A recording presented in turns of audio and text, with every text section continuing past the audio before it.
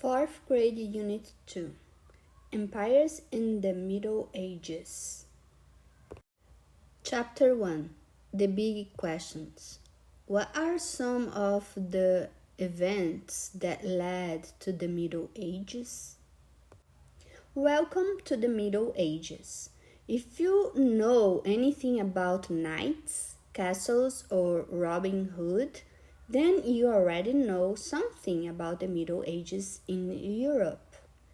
The Middle Ages may seem to be an unusual name for a historical period, especially one that lasted more than 1,000 years. People in the Middle Ages did not know they were in the middle of anything.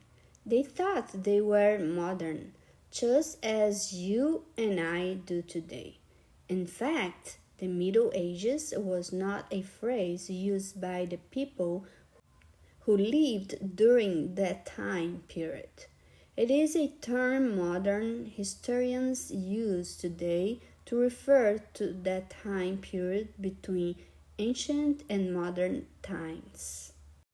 We begin our journey into medieval Europe, another name for the Middle Ages, by examining some key events that happened long before this age began.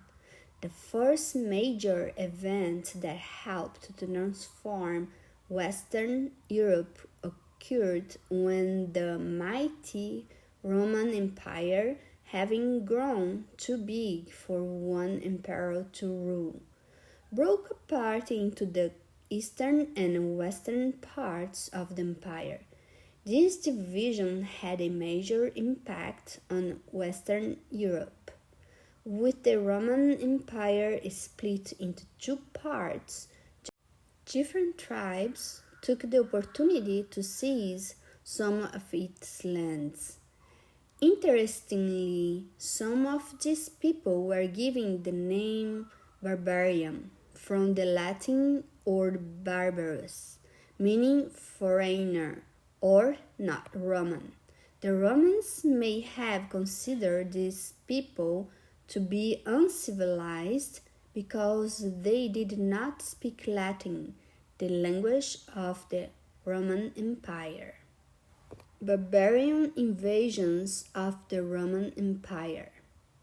Some of the most successful barbarian invaders were Germanic tribes such as the Franks, the Visigoths, and the Vandals.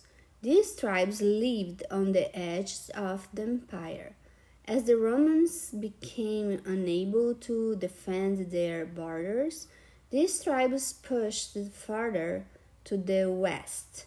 The Vandals looted towns and villages so badly that today we use the word vandalism to describe the destruction of property. The most infamous so-called barbarians were the Huns from Central Asia. Attila the Hun led this nomadic tribe as they invaded parts of Europe in the 400s. As the Huns conquered, they drove the once dominant Germanic tribes even further into the Western Roman Empire. Attila the Hun. As warlike tribes swept across Western Europe and powerful kings emerged, another transforming force appeared: the Christian Church. Throughout these years of change, many people turned to the church because it offered them a sense of stability and hope. The heart or center of the church was in Rome, the seat of the papacy.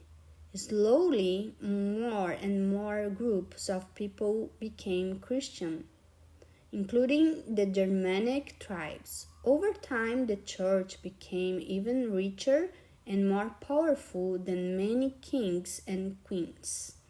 It is this time when the Roman Empire was no longer the only powerful force in Europe, that many historians consider to be the start of the Middle Ages. Roman, Germanic, and Christian ideas, as well as powerful kings, began to shape Western Europe. In one of the Germanic regions, a great ruler emerged.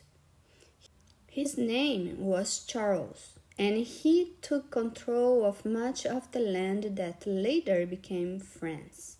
Charles ruled for more than 45 years. He increased the size of his empire by gaining land in areas that are now part of Germany, Austria, Italy, and Spain. As King Charles defended the authority of the Church, he promoted the spread of Christianity. On Christmas Day in 800 CE, he was crowned Roman Emperor by the Pope in Rome. His reputation was so great that later writers called him Charles Magnum, which means Charles the Great. Pope Leo III crowned Charles Magnum Roman Emperor in 800 CE. Charles encouraged new ideas and promoted an interest in education and art. To help him rule his empire, Charles Magnum also encouraged a system of government that we now call feudalism. He gave land instead of money to those who worked for him in the military or government. The practice of paying men with land spread throughout other countries in Western Europe. Life in the Middle Ages was not the same as it is now. For one thing, people who lived back then probably thought about time differently. Many people measured time by the rising and setting of the sun and the passing of the seasons. For this reason, life likely had a slower, steadier pace. In addition, there was a strong desire to honor God that appeared to transcend time. As a result, people undertook impressive long-term projects, such as building magnificent cathedrals that took centuries to complete. Language and location helped shape people's life too. Because travel was so difficult, many people didn't do it. Generally, only rich, educated people in Europe traveled. Almost everyone else stayed close to home. Although Latin was the language of both the church and government, only select members of society could understand that language. Most people lived an isolated existence. They did not travel far from home. As a result, most people communicated using the language or dialect spoken in the place of their birth. As strange as it may seem to us, in certain parts of Europe, villagers from places just 30 miles apart could not easily understand each other. For this reason, most people during the Middle Ages were concerned with the affairs of their village, what they owed the local lord in the way of payment, and how to ensure their place in heaven. King, nobles, including lords and church leaders, middle class, including merchants and craftsmen, freemen and serfs, protection, loyalty. Although this diagram does not include every aspect of medieval feudal society, it does show the people with the most power at the top and the people with the least power at the bottom. There was another force that had a huge impact on Western European society during the Middle Ages. This force came in the form of a deadly disease, the disease called the Black Death or Plague.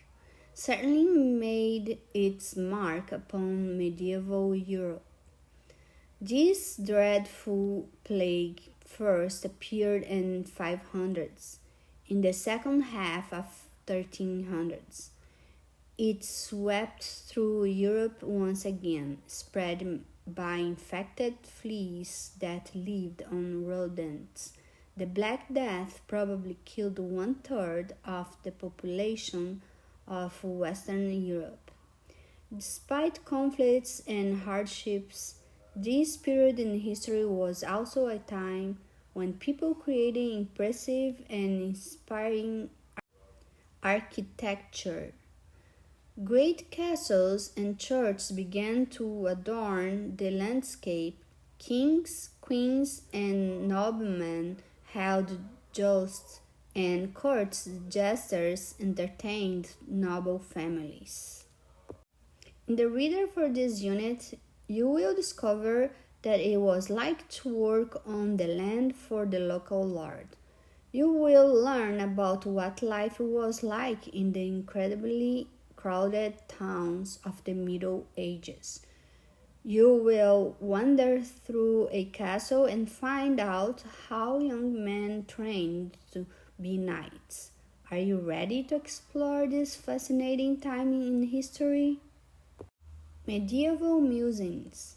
In the Middle Ages, people used a pleasant smelling plant, sometimes used in cooking, to clean their teeth. What is the name of the plant? Clue. The first letter is R. An instrument that helps us to see faraway objects such as stars was invented in the Middle Ages. What is the name of this instrument? During the early part of the Middle Ages, the Angles, Saxons, and Jutes invaded an island nation and remained as settlers.